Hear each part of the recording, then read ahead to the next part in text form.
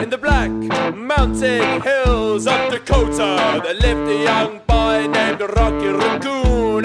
One day, his woman ran off with another guy. Oh, hit young Rocky in the eye. Rocky didn't like that. He said, I'm gonna get that boy. So one day he walked into town, booked himself a room in the local saloon.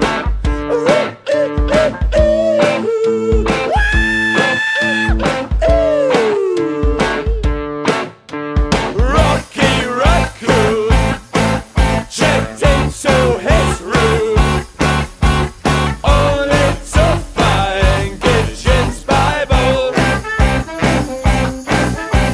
Rocky had come equipped with a gun to shoot off the legs of his rivals.